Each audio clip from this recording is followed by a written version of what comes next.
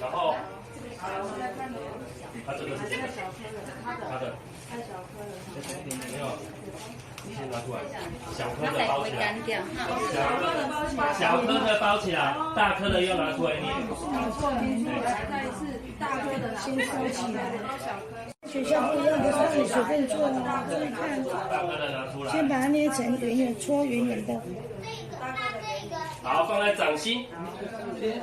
然后放在手掌心上面。哎，放在手掌心上面。好了吗？来搓圆，开始有没有搓过汤圆？搓圆。老师这个图哦，掌心用力。那你们在搓的过程当中，有没有觉得它黑黑一点一点、脏脏的？没有。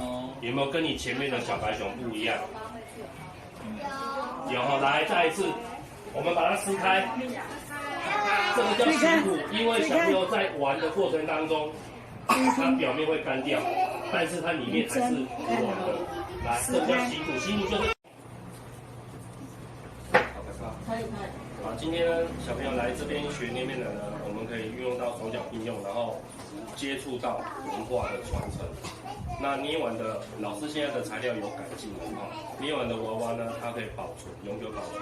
那干掉呢，它可以做成钥匙圈，好，可以佩戴在身上、头上都没有关系的。开始的艺文活动11月12号我们就来开跑了，有请这个地方文化馆的计划就是要给咱录讲一寡老的建筑物会当讲加以整理活化加在建筑的在空间，透过一个展演能够把它活化，结合地方的力量，展现再创。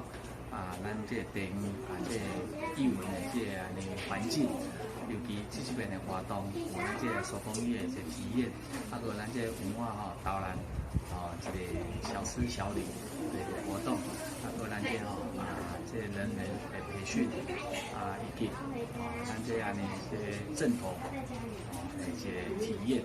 透过做活动，会当互大家了解运动港有足多这公益的部分，以及咱10月13到20，香港的下晡3点起，咱图书艺文中心嘛有一个小朋友的一个喜爱，会当讲伫下晡有这个小青蛙一个剧团、海波剧团底下来做一个展演来到现场那么郑少华350位来给参与的人员，一个今年的餐盒这个礼盒来当透过这活动会当欢迎大家所有小朋友来到乐港共享盛举。